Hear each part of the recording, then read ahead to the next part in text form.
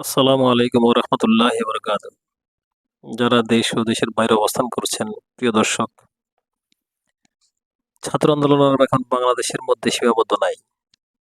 আমাদের ছাত্রদের দৃষ্টান্ত এখন বাংলাদেশের সীমানা পেরিয়ে পাকিস্তান এবং ভারতেও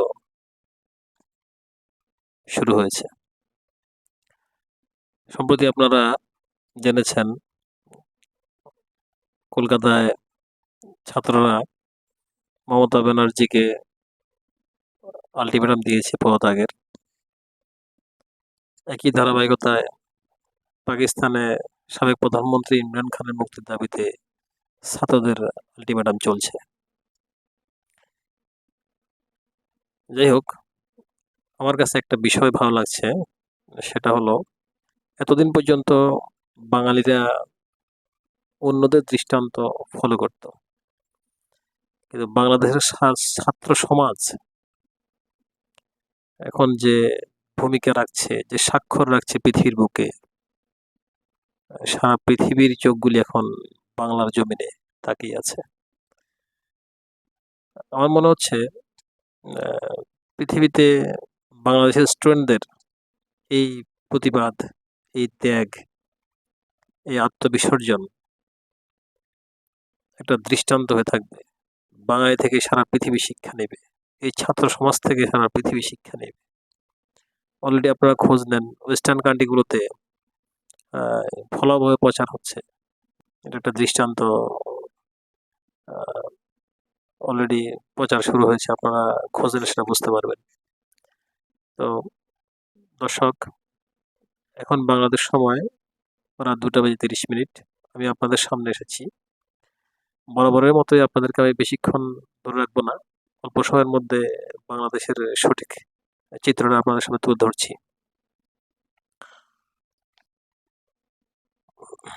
প্রশাসনে চলছে বিপুল পরিমাণ রদবদল।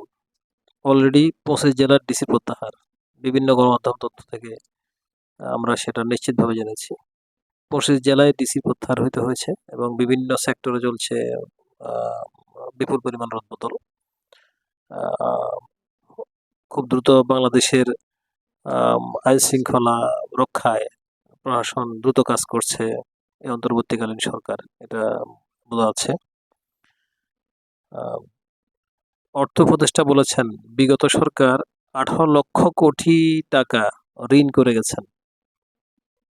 এটা খুবই একটা বড় দুঃসংবাদ আমাদের বাংলাদেশের জন্য। পার হেড মাথাপিছু আমার মনে হচ্ছে যে শিশুরা আজকে জন্মগ্রহণ করেছে তার মাথায়ও 65,000 থেকে 70,000 টাকা পর্যন্ত ঋণ থাকতে পারে। শিক্ষার্থীদের আন্দোলনের মুখে বাতিল হলো এইচএসসি সার্টিফিকেটের বাকি পরীক্ষাগুলো।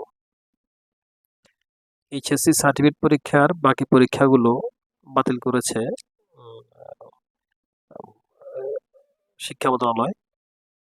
আজকে শিক্ষার্থীদের প্রবল আন্দোলনের মুখে এই পরীক্ষা বাতিল করতে বাধ্য হন। এক্ষেত্রে শিক্ষার্থীদের অভিযোগ হলো তারা এখন পরীক্ষা দেওয়ার মতো মানসিকতায় নেই।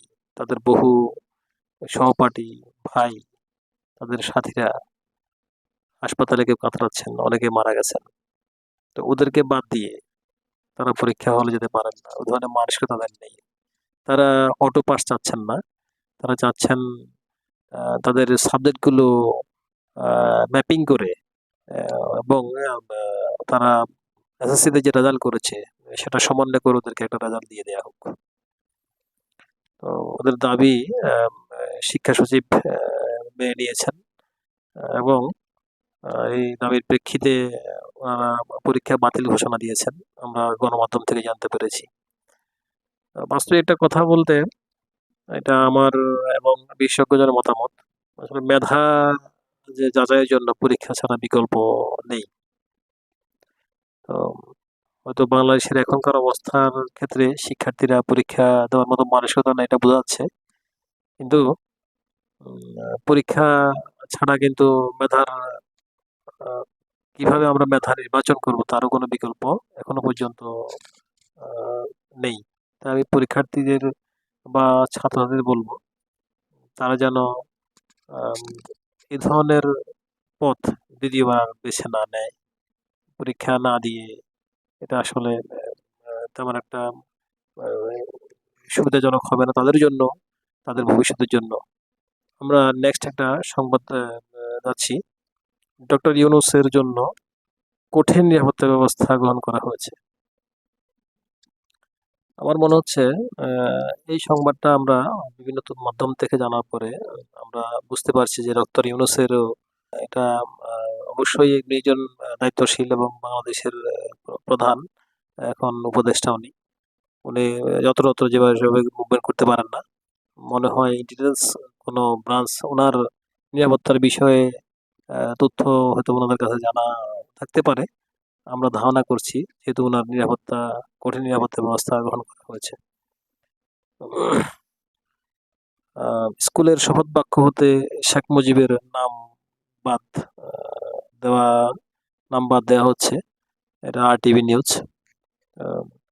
শপথ বাক্য বলতে আমাদের প্রতিদিন স্কুলে ক্লাসের আগে যে জাতীয় সঙ্গীত পাঠ করা হয়, শপথ বাক্য পাঠ করা হয়, তারপরে পিটি করানো হয়, সেখানে শপথ বাক্য থেকে শেখ মুজিবের নামটা বাদ দেওয়া হয়েছে, আমরা RTV তথ্যসূত্র থেকে জানতে পেরেছি।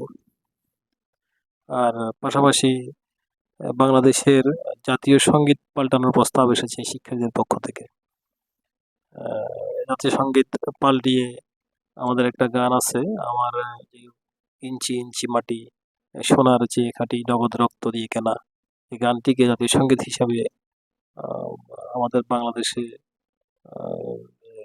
প্রতিটি স্কুল এবং কলেজে জাতীয় সঙ্গীত হিসাবে এটাই এখন থেকে নির্ধারণ করার জন্য শিক্ষার্থীদের পক্ষ থেকে প্রস্তাব এসেছে। এটাও আমরা বিভিন্ন গণমাধ্যম থেকে জেনেছি।